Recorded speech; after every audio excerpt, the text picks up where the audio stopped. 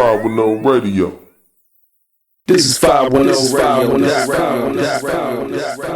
What's good, y'all? What's good with it? It's your boy Renz Jr. back again. Episode 27. First off, I want to send prayers out to the people of LA, down south, dealing with the fire situations, man. Hey, man, prayers up. And, man, can't believe this is going on. It's like California Armageddon, like I spoke on years ago on that song. Armageddon. Made a whole album about it. And, you know, little by little, it seemed like this state is coming apart. But, you know, all you could do is keep grinding, keep your head up, keep going, keep praying. And, you know, God will put us where we're supposed to be. With that being said, we're going to jump into this episode, get back to speaking on the Warriors. And is the golden era over? Is this Golden State's Armageddon? Let's talk about it. So I know the man's been hurt, and you know, I don't know when he's coming back, but when he does, what they need to do is go on ahead and start Jonathan Kuminga, man. I mean, the guy scores 33 points on back-to-back games, and he's still coming off the bench. Now, that's the kind of stuff I don't understand, man. It's like, what is going on? Like, did he punch Steve Kerr, or did he try to, you know, get with his wife or something? I mean, because why is he in the doghouse? I mean, the more that he plays, you know, the more he's going to get in the rhythm, and the more he's going to be productive. And it looks like he's the future of the team. So why are you hanging on to the past? I think Kerr doesn't believe that Kuminga fits his system, which makes me wonder why would you even draft him in the first place? They have a pattern of drafting talented players and then not developing them. Like people like, man, I hate to bring it up, but like James Wiseman, Eric Pascal, they come to mind because they had talent. But he come to Golden State and it doesn't materialize, man. Like, I don't know what the issue is. Individually, there's different issues, but we won't get all the way into it. But with Kuminga, you know, the whole league knows he's got all-star potential. He's got dynamic, he's high caliber, dynamic athleticism. And it seems that Steve Kerr was holding him back with his inconsistent starting lineups and rotations. When you have a talent like this as a coach, you need to put him in situations to succeed. When he's allowed to go ISO and create on his own with his athleticism, that's when you can see he's at his best. And then you also got to run plays that for him that can fit into his motion offense, like a pick and roll as a lob threat, or have him in the high post in the triangle set, you know, like Kobe or MJ, you know. And he knows that offense because he played with Michael. And he was with the Spurs. He saw Kobe with the Lakers. So, I mean, you see the body type and the type of ISO skills that he has. Why not make more sets for him to make him successful? And he's not even, you know, now he's hurt. So I'm just speaking on this when he comes back. But it's like, man, I don't know what the friction is between them two, but, you know, somebody got to go possibly, you know, and that's the only way that I think I see them being successful in the future with this team and making that transition. So that's the number one reason right there. I think, you know, it's the end of the golden era, but with 3 moves, we can reboot this Warriors dynasty. That was reason number 1. Reason number 2, what we can do, how about this? Trade for a 4 or 5 starter like Zion. Now, I like the recent play from some of the guys that weren't getting the chance, like Santos and Spencer, been actually showing some promise. But with this roster, I just don't see it being. It's definitely not. It's mediocre, man. It is what it is. It's a mediocre team. So let's go ahead and think about one more move.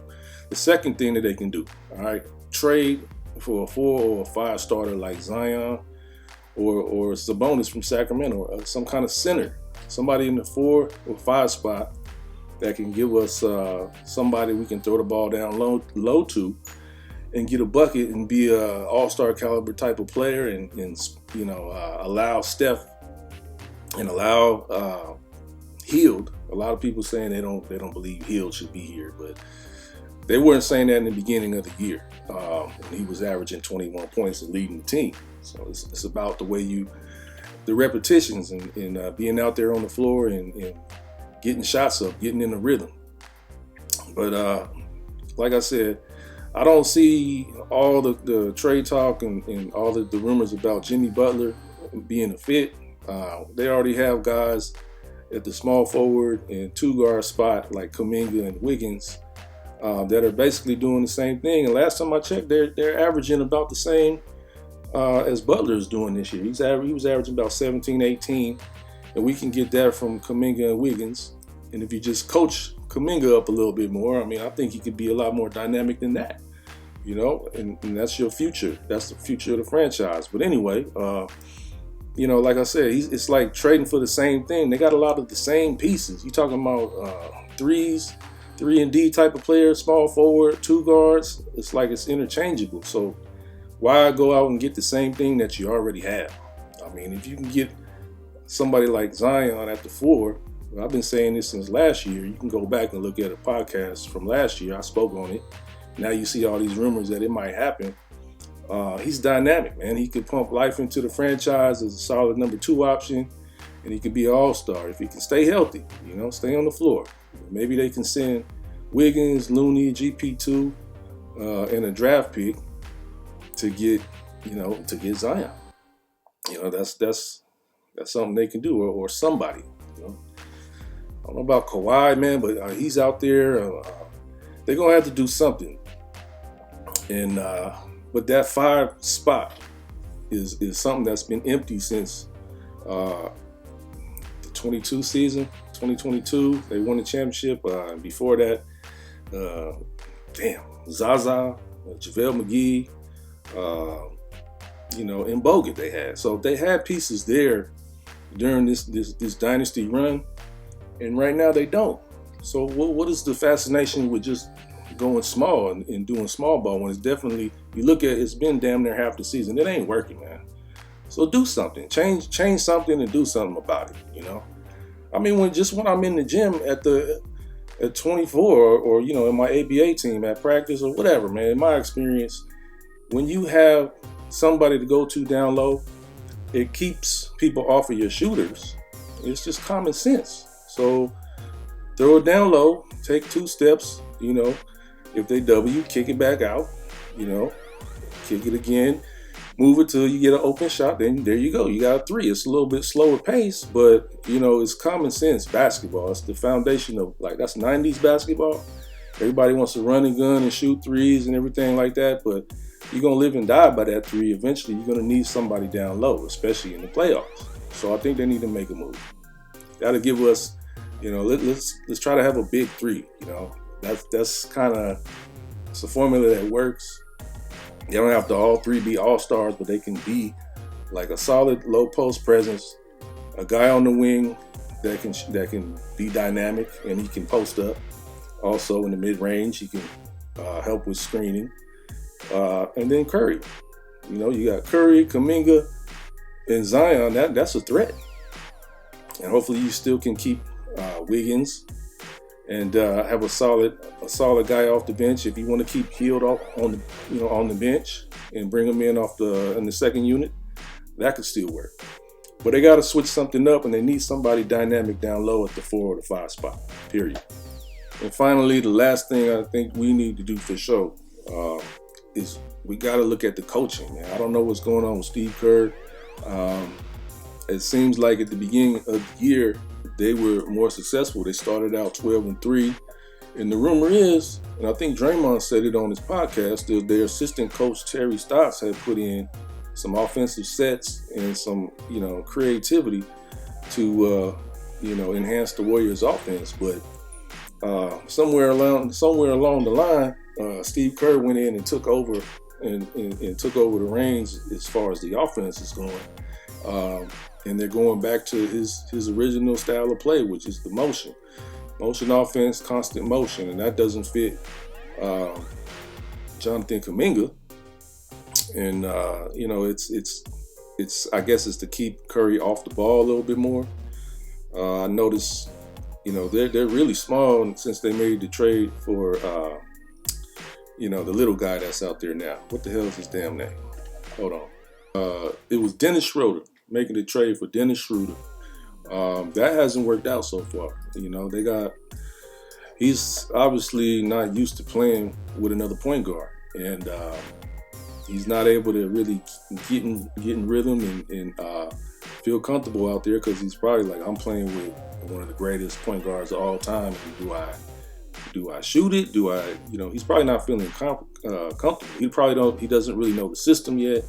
So maybe it'll take time, but on defense, then you got two small guards out there, and if I'm on the other team, I'm going at them. You know, they've always been taking a guy like the best scorer and try to go at Curry. That's why Curry been over the years trying to add muscle. Because remember when the Cavs were playing the Warriors, LeBron would try to just post up Curry, and it was working. You know, but anyway, I mean, I think coaching is definitely something that needs to be addressed. Don't be so damn stuck on your system. Deal with the players that you have, even though you guys signed multiple players of the same height, like Lindy Waters, Buddy Hield, Moses Moody, all guys that could kind of play the 3 or the 2 position. And that's why a lot of guys ain't getting minutes, and they're not able to get in rhythm once they get in there. Like, especially you warm up and then you sit down and then you come in off the bench. You've been sitting down for 10 minutes. You cold, man. You might want to have a shoot around again just to come in the game, and that's not possible. Your knees is cold, your ankles are cold. You might even get hurt. But I mean, that's probably for the older guys like Draymond. But look at it. It's hard when you're trying to have a 12-man rotation. That's what he came out in the beginning of the year talking about. We're gonna have 12, 13 men in the rotation. You got to shorten that up. 8 or 9 guys tops. You're not going to be able to get warm. That's why I think Buddy Hield fell into a slump, because first of all, he's coming off the bench, and that alone, it's hard to come in hot, basically, because you've been sitting down for 10 minutes. So just shorten their rotation. Let guys get their shot wet. Let them get some shots up. It takes time. I've seen Curry go 1 for 10. He did it recently, and then at the end of the game, he finishes up with a Curry flurry because he's been shooting all game, and then he finally gets hot. That's just how it is. That's how it works. Shooters need to shoot. They need to be on the floor. And then you get other guys talking about, well, throw all these guys away. Now, some of these guys got talent. They just not playing. They're not able to get into a rhythm. So that's what it is. I think Kerr and his coaching, he needs to, make sets for Kuminga and slowly start to figure out how to pass the torch, because he's going to be the future. If you guys figure that out, you're going to have to let him cook a little bit, and let Curry work off of that. He's good, being able to run around and just be a spot-up shooter. You got Schroeder now, who can handle the point. I mean, it hasn't worked out yet, but maybe eventually it will. He's averaging 18 points. He was killing. Every other team I've seen him on, he's been doing his thing. So you brought him in, and he's just not comfortable. But eventually, you're gonna have to shorten those rotations. And people are going to have to either get traded out of here, or they're going to have to sit. So that's it. Those are 3 things that we can do to try to keep this golden era going. And maybe we can get farther than the first round this year. But if they don't make the trade, I don't see it happening, man. Point blank, as is, it's done. It's dead. If they're going to keep this team like this, it's a wrap. Yeah, that's it, man. Till then, man, I'll be in the lab. I've been in the lab cooking up, been in the gym, you know what I'm saying? Trying to stay fresh, stay ready. Got some big things coming up for 2025. Probably switching distributors and switching some things up. Music industry is falling apart, man. It's crazy. It's AI and all these different things. It seems like they're trying to block the smaller artists out, and the streaming services are finding ways to not pay you, pay you less and less. And it's selective punishment when it comes to all this BS that's going on in the industry. They protect certain artists. They protect if you connected with the major labels, you're a little bit safer. But overall, I think the music industry is damn. It might be a wrap. You know, it might be a wrap. You know, you gotta find other side hustles and other businesses and other things to go with it and be independent. Those who do will rise and continue to grind it out. You know. So with that being said, yeah, look forward. I hope y'all like that new track, Prime Time, I leaked out, and there's more on the way. But I'm going to holler at y'all next time on the East Bay Kings podcast. Keep tapping in, Ren's 510 Radio. I'll see y'all next time.